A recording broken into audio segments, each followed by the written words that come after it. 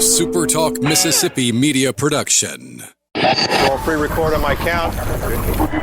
7, 6, 5, 4, 3, 2. Roll A, fade up on A.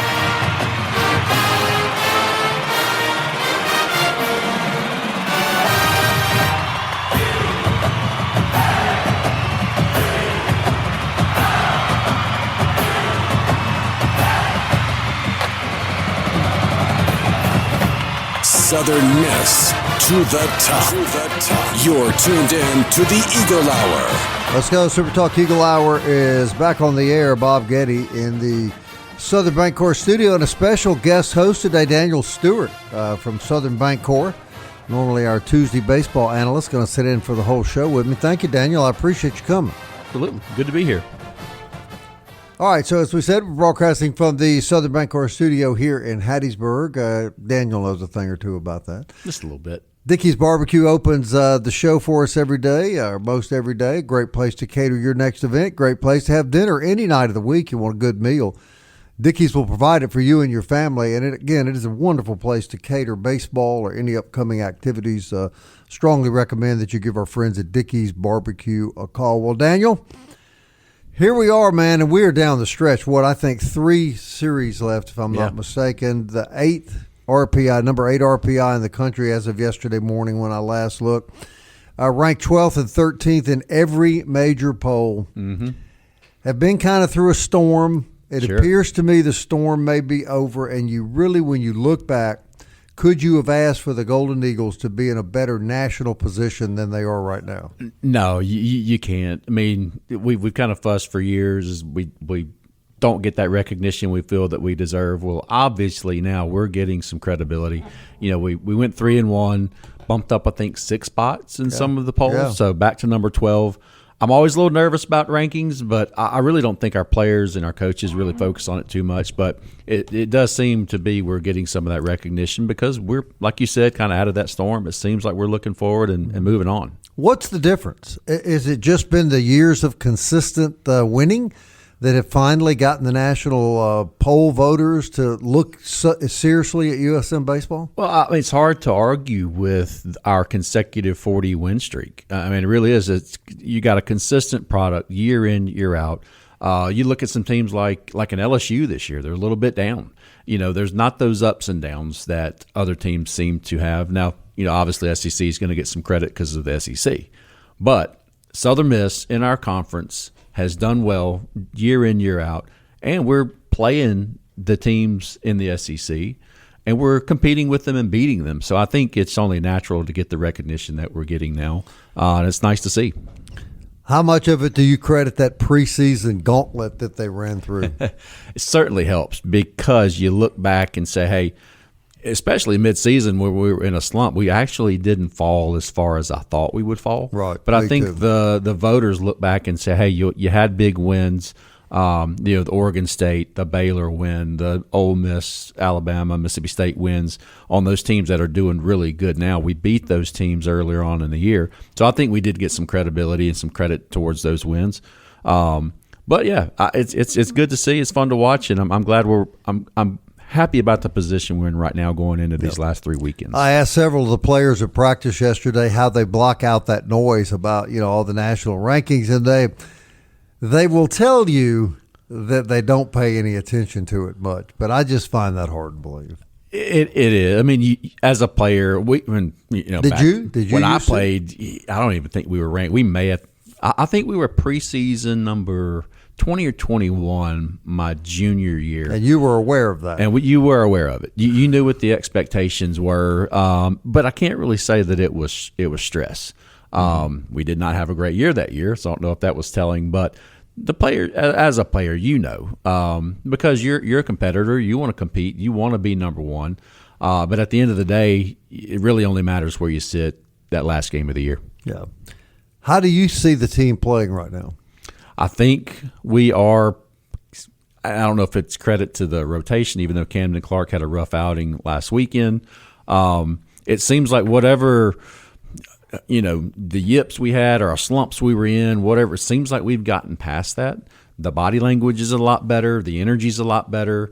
we're taking better swings at the baseball too. I mean, a lot of hard hit balls. I mean, we still have our fair share of pop ups and ground outs, but there's a lot more hard hit balls now than there were 2 or 3 weeks ago. I heard that term again yesterday. I've said that myself. I don't know if it's my imagination. You played the game. You can tell me. But I told Oz yesterday, the last couple of weekends, I've seen more of that body language that I saw early in the year from the baseball team. Now, is that a real thing? It's a real thing. It definitely is, and it all's tied to a mental viewpoint, a mental case and stance where you are. When you're feeling good and you're playing good and things are going like they should, that's going to get contagious, and it's going to give you some confidence. You're going to, carry yourself, have a little swagger. You carry yourself a little bit differently, and it translates to success on the field. It absolutely does. All right, now comes Tulane again. Played them just a week ago. Is that a good thing or a bad thing to play these teams like this back-to-back Tuesday nights? I mean, it's not a bad thing. You kind of maybe ideally want a little bit of space, but at the same time, you kind of know what to expect. Your scouting report's probably not going to change. We are going to be playing on their home turf, and anytime you play in Louisiana, it's a different environment. I mean, some of the most rowdy games I ever played in were at Tulane or Delgado Community College in New Orleans, so going to be a fun atmosphere. And, the record may not show it, be as outstanding as ours, but Tulane's a good ball team, and we can't take them. Had to walk them off. Can't take them for granted. Exactly. So it's going to be a hard fought game. Yeah.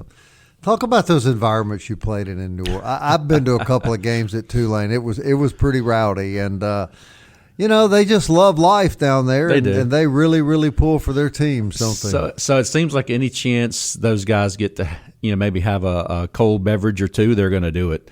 I'll never forget, Delgado Community College, I believe it's in Metairie, because back then alcohol was not really common at baseball games like it is now. But I'll never forget looking down that third base fence. There was a fence right there in foul territory.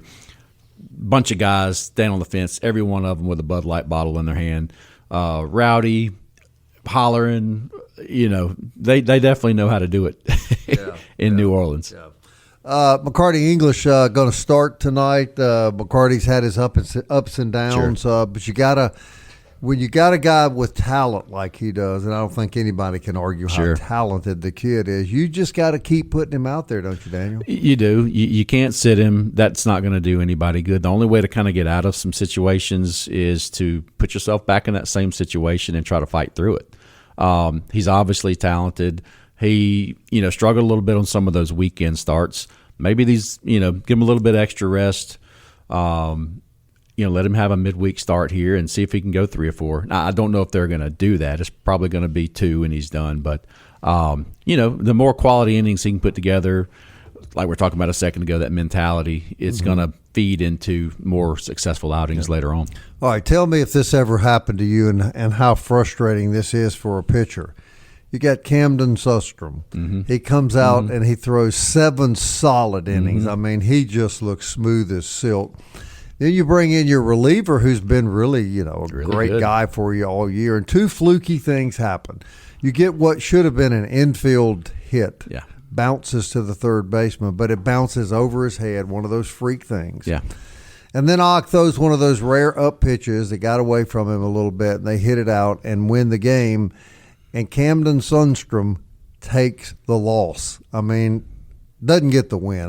Get the win. Yeah, he got a no decision. How does that make a pitcher feel? It doesn't feel great, but at the same time, that whoever came behind you, that was not their intent. Their intent was to go out and to close that game out for you. And Josh Ock has done really, really well this year. You don't throw the blame on Josh. No, you can't. But that's baseball. There's some quirky little things that'll happen, and it just goes to show you can make bad pitches, and hitters might not take advantage of them. But every now and then, if you get a ball up, a good hitter is going to take advantage of it. And it just happened to be one of those moments that they did, and it was the decision maker in the ball game. Well, it was that kid's second home run that day, so clearly he could clear the fence. Sure. And they're all good, aren't they? I mean, South Alabama had top quality D1 baseball players. Yeah, they're all D1 athletes practicing every week to beat you. and they're definitely capable. One of the better teams in the conference. So we can't let up at any time on any of these teams. And another good one tonight. The first pitch is at 6 o'clock. You can catch it on ESPN Plus, of course, and it's going to be another exciting night. Yeah, absolutely. Going to be good. I'm looking forward to it. No question. Hey, as we head to the break, and we're going to be hearing from some catchers here, which is interesting because Daniel knows a thing or two about them as well, on the other side of the break. But as we head there, let me remind you about Forest Healthcare. They remind you that keeping up with your favorite team is fun, but you are the most important player. So you be sure now you get an annual physical every year, you exercise, you eat right, you follow your doctor's instructions. And when you need health care, Forest Health will be there with expert care, and it's right here close to home. ForestHealth.org is the place you want to go for your medical care. Hey, and don't forget, MCS Home Center handing out 2,000 T-shirts Saturday at the Pete. We hear that Scott Berry's going to hand them out himself. I'm coming to see that. But 2,000 T-shirts. I've seen them. MCS Home Center bleeds black and gold. You're going to want one. Be the first of one of 2,000 to show up at the Pete Saturday, and you'll get one for free. Daniel and I will be right back.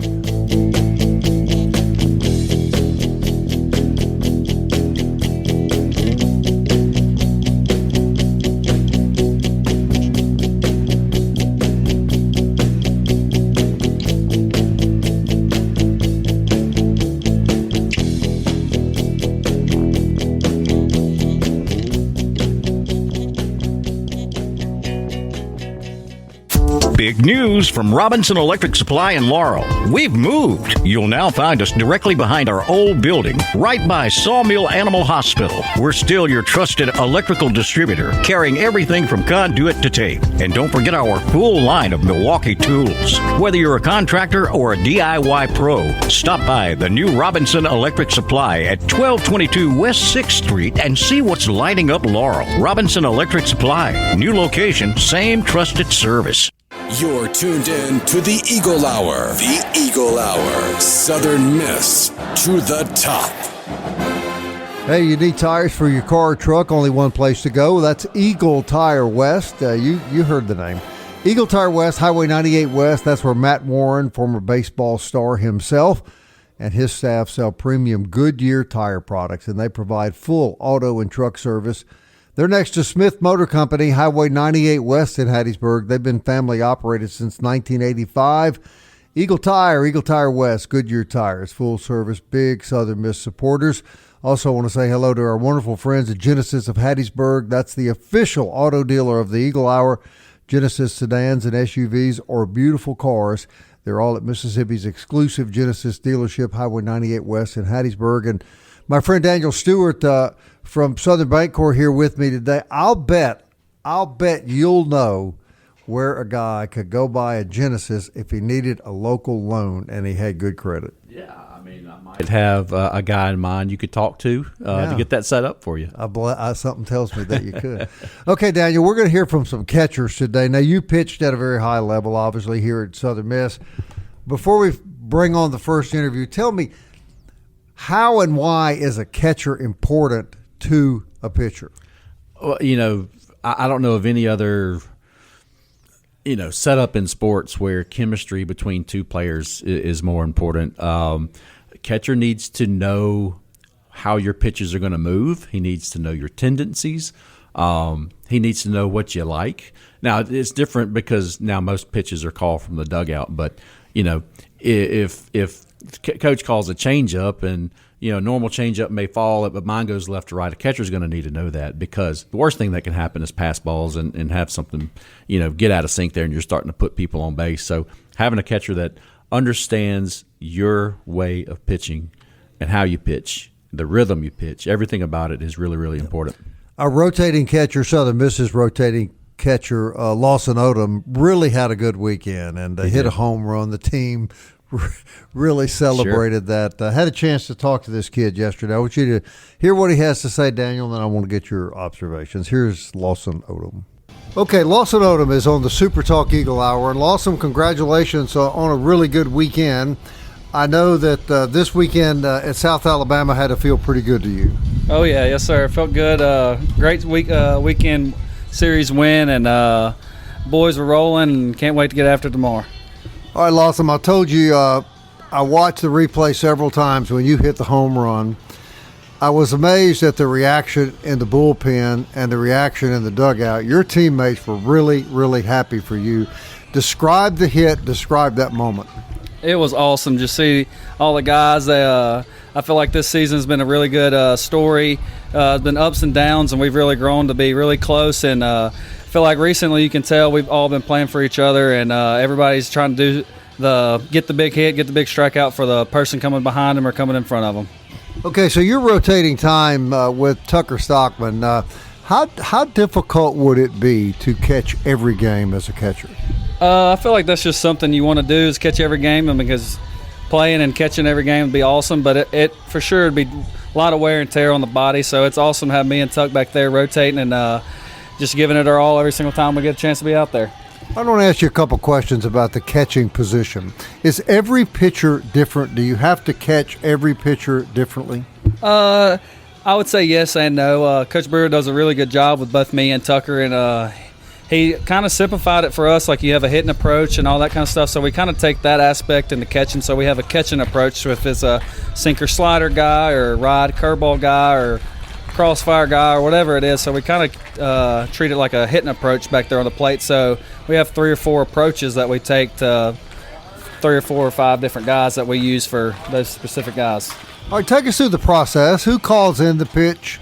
Pitch is relayed to you, or do I have it reversed? Coach Oz or Coach G has a button that goes to my ear or Tuck's ear, and it tells us fastball wherever, slider wherever, and the pitcher also has the same thing that's in my helmet as in his hat. You played for a pretty famous Golden Eagle in high school. What did you learn from your high school baseball coach? Just the little things every single day. He was super tough on me, and I feel like that's helped me at the next level. He didn't let me take a day off and just played multiple positions, and I think he's done a really good job, as you can see the success he's had in that West Jones. All right, you struggled a little bit at the plate early on, but you really seem to have bounced out of that. Take us through that process. When a college baseball player is in a hitting slump, what is their mentality, and how do you work out of it? I just feel like you have to take it day by day, and when you get your opportunities, you learn from it. Look at your mistakes, look what you did great in that at bat, even though if you don't get a hit or get an whatever productive AB, you just got to find something that you can build off of and keep positivity and be confident. All right, I see you when you're catching, you're very, very animated. You're very excited. You're very into the game. Describe that for us. I feel like that's just a thing that you can bring every single day. That doesn't have to have talent or anything else. That's just you personally bringing it every single day, and hopefully by you bringing energy helps the pitcher bring energy, and overall have a better game behind the plate and the pitcher be nails. All right, Lawson, what's it like being on this top 20 baseball team? It's been awesome. It's I think it's more than just that, just the relationships and brotherhood, and everybody doing one thing for somebody else, and seeing the reaction and everything. If you get a hit, everybody's rooting for you and all that kind of stuff. So I think it's more than just that. I think it's just best friends for life and everything like that.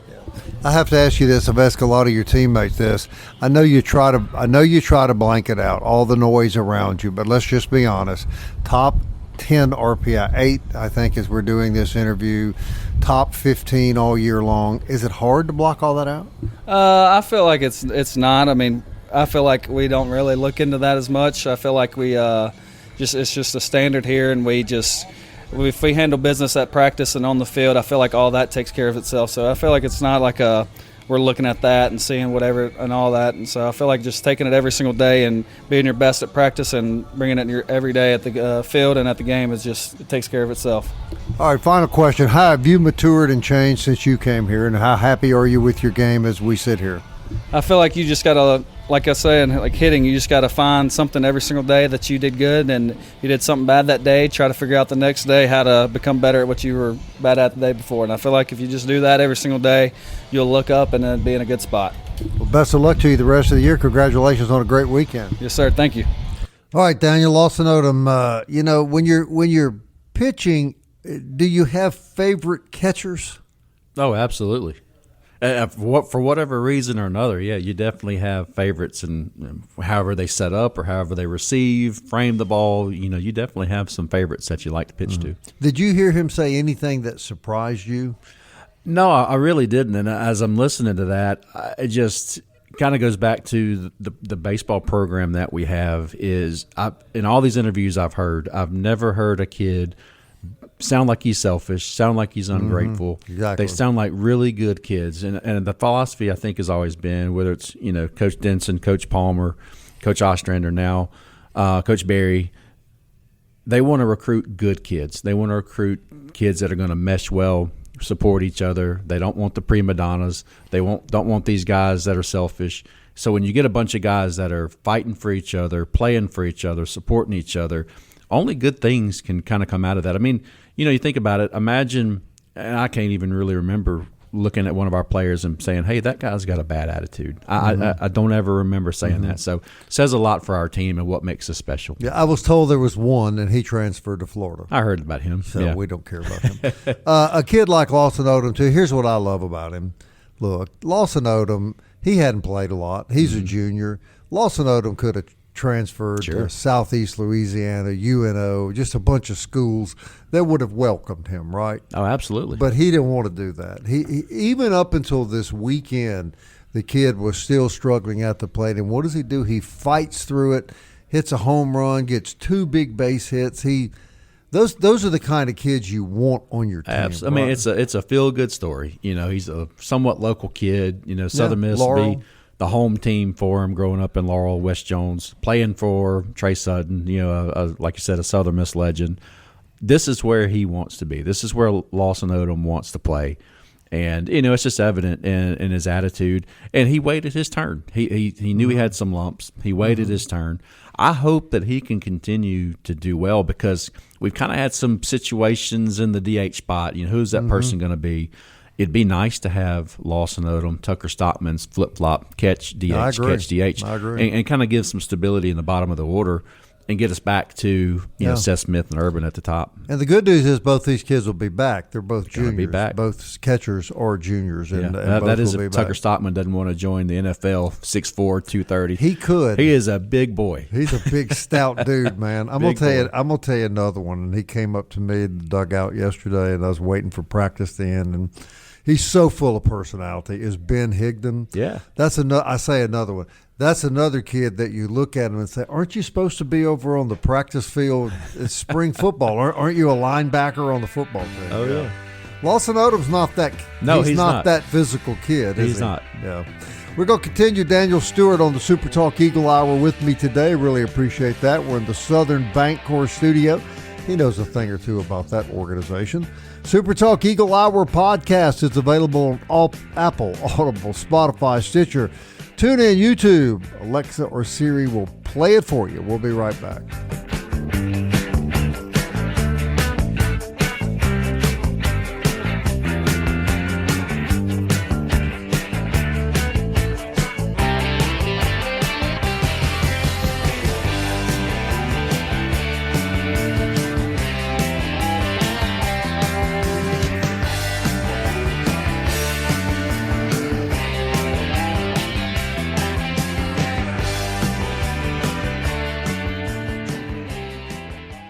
Southern Miss to the top. To the top. You're tuned in to the Eagle Hour. Hey, welcome back, everybody. This segment of our program every day is sponsored by our good friends at D-Bat on Hardy Street. That's where you go for baseball and softball training. If you're an adult athlete, maybe you play tennis, pickleball, whatever it may be, they can get you a program going there that'll make you be the best you can be at that sport.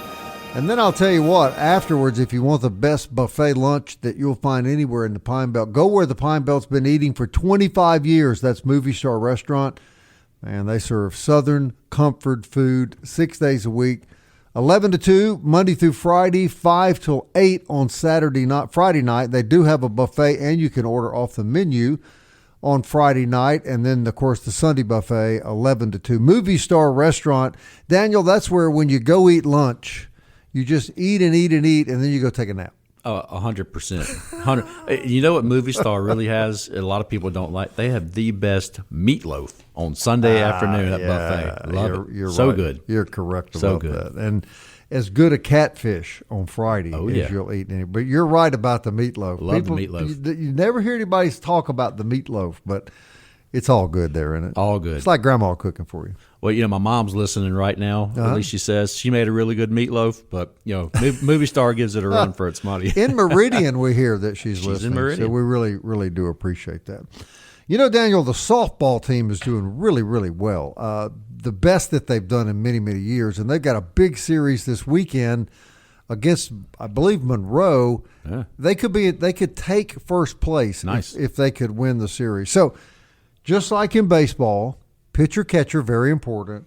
Kayce Bennett is the catcher for the Lady Eagles softball team.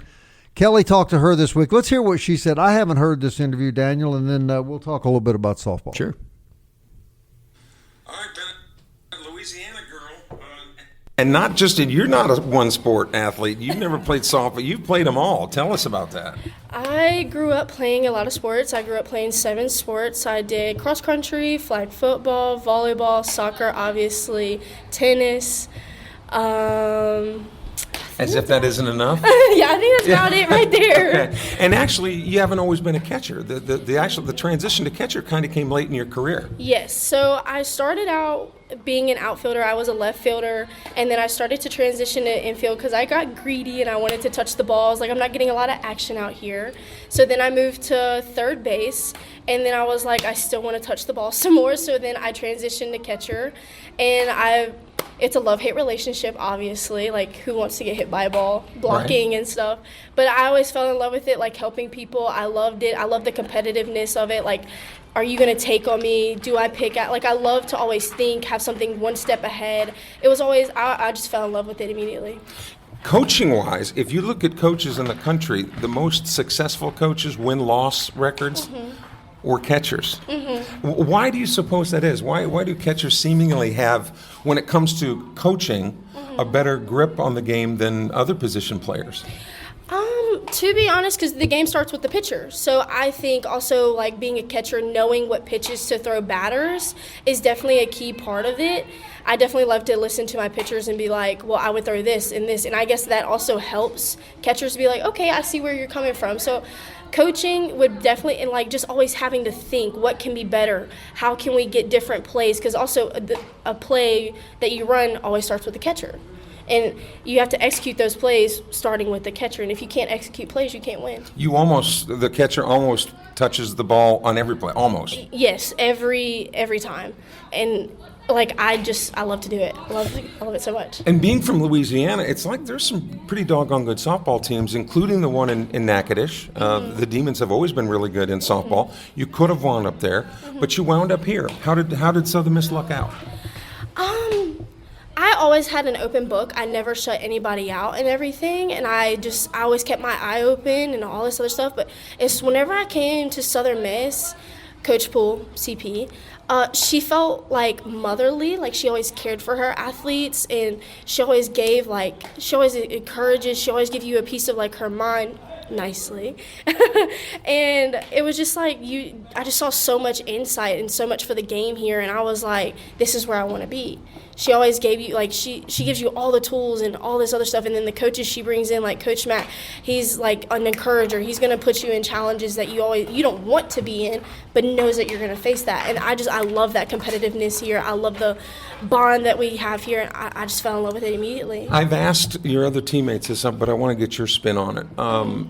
This wasn't supposed to happen. I mean, I know going into the season, you guys, we want to win, we're going to win the league.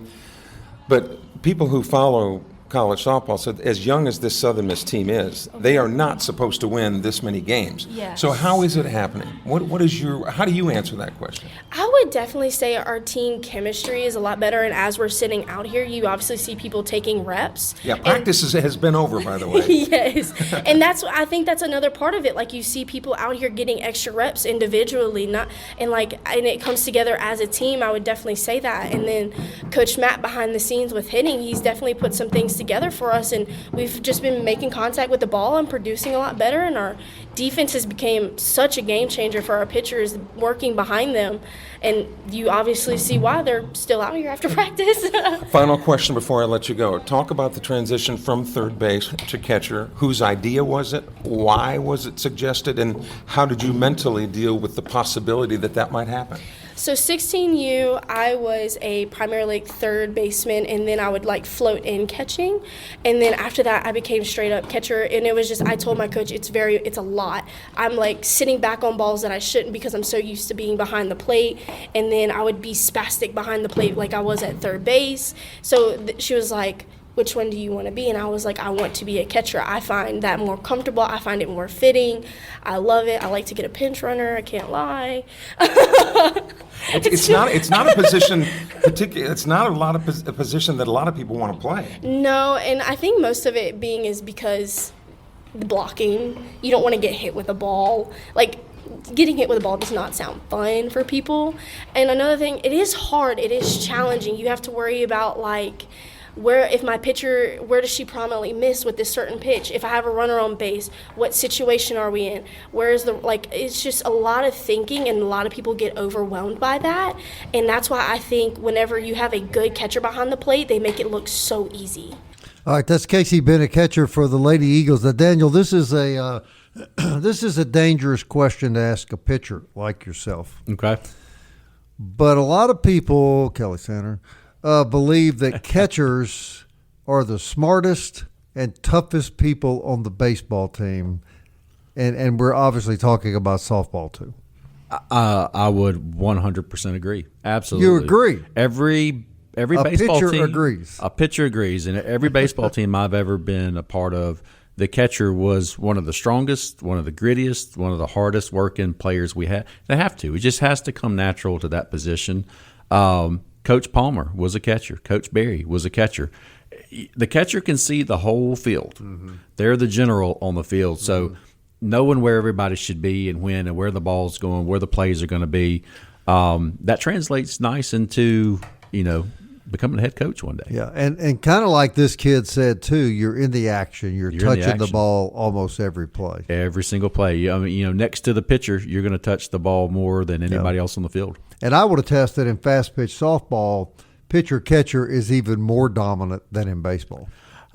I mean, maybe so. I don't know more, but it's definitely right there in line because the game is so similar. I always wondered as a hitter, I always wanted to hit off that softball pitcher because it's like, man, it seems like it's just coming right in there. But these girls, the mound is a lot closer to home plate than in baseball. So, some of these girls are throwing the equivalent of 90 to 100 miles an hour with a softball. Interesting because the length is and it's coming from a foot and a half, 2 feet off the ground. Mm-hmm. So she sounded like a wonderful young lady, and glad that she's a Southern Miss. I have been told though that baseball players would not find it as easy to hit a softball pitcher in college as they would think. You would, there's a video out there of the Jenny Finch, probably the most famous softball player for played Olympic baseball.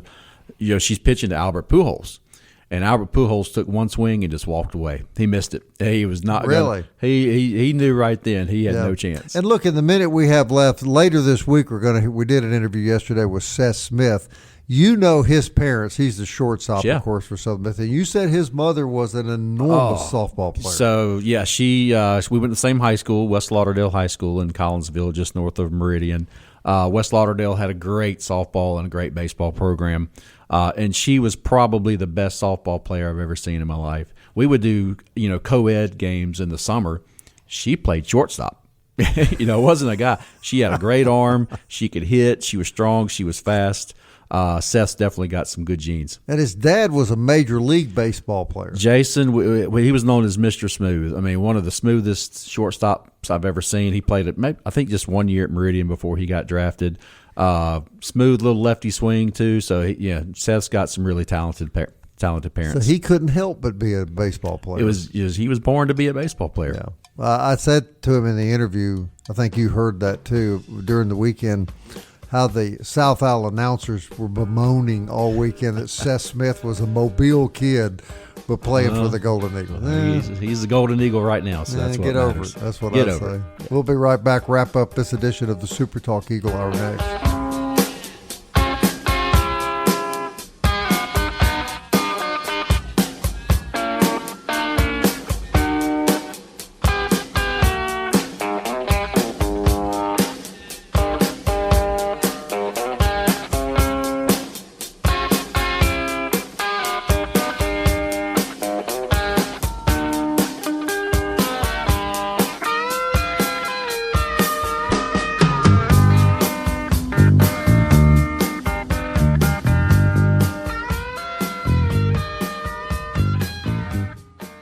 Big news from Robinson Electric Supply in Laurel. We've moved. You'll now find us directly behind our old building, right by Sawmill Animal Hospital. We're still your trusted electrical distributor, carrying everything from conduit to tape. And don't forget our full line of Milwaukee tools. Whether you're a contractor or a DIY pro, stop by the new Robinson Electric Supply at 1222 West 6th Street and see what's lighting up Laurel. Robinson Electric Supply. New location, same trusted service.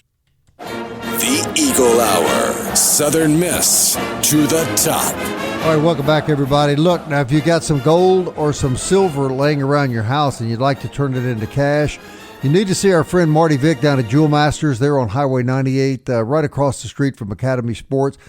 Look, no jewelry store in the Pine Belt has been buying gold and silver longer than Jewel Masters. Nobody knows more about it than Marty Vick, and you're just not going to get a better price or be treated any better by anybody in the Pine Belt that you do business with than Marty and Cindy Vick at Jewel Masters. So if you got gold or silver you need to sell, you need the cash, you want the cash, just take it to Jewel Masters, ask for Marty, and tell him that you heard about it on the Eagle Hour, and you'll walk away with cold, hard cash in your pocket.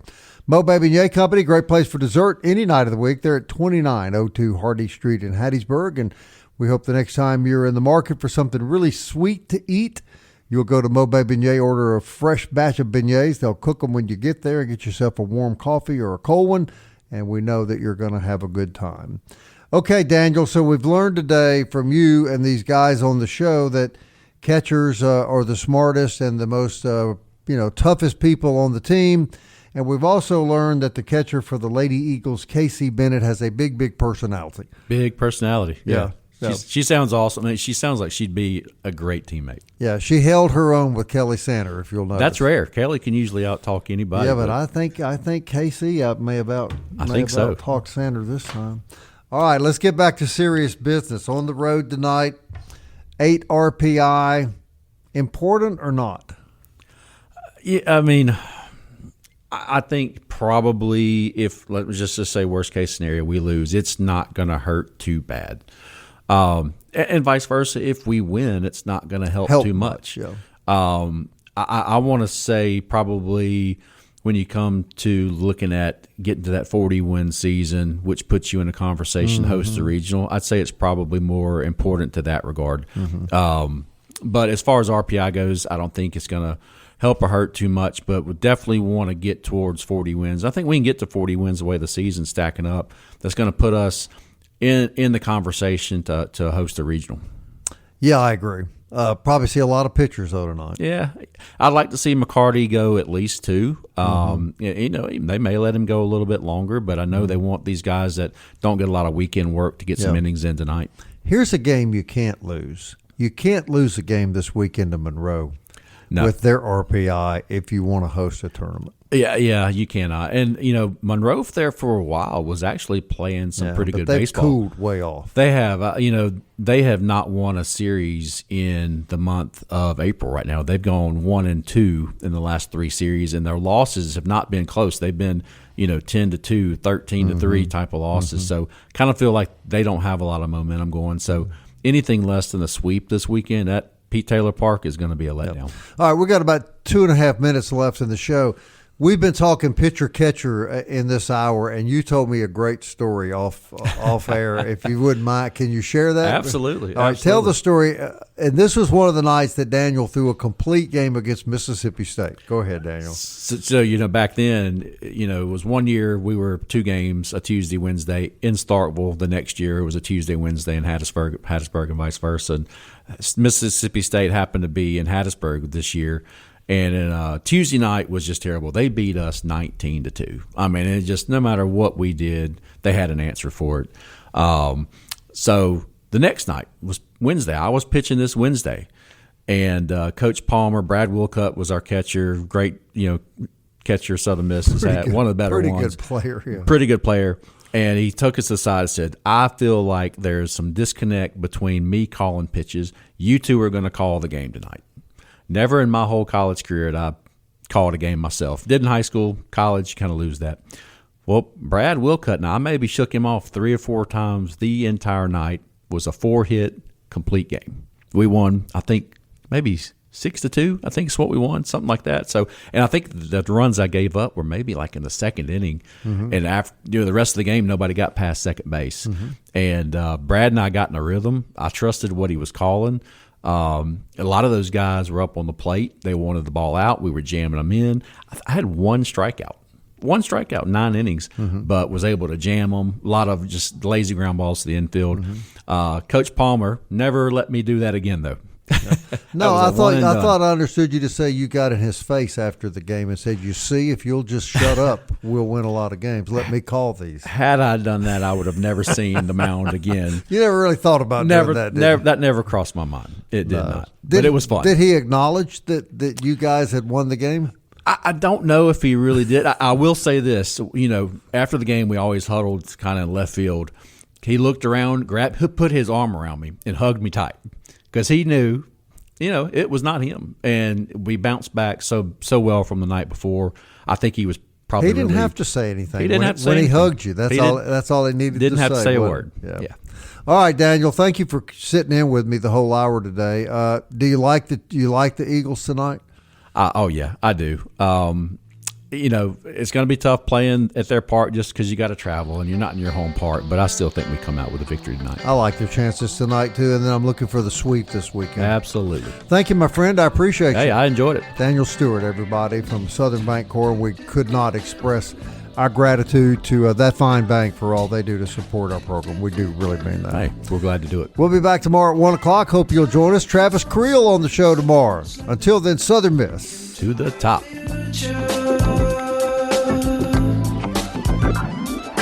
Time keeps on slipping, slipping, slipping into the future. I wanna fly like an eagle to the sea. Fly like an eagle, let my spirit carry me. I want to fly like an eagle till I'm free. I go through the revolution. A SuperTalk Mississippi media production.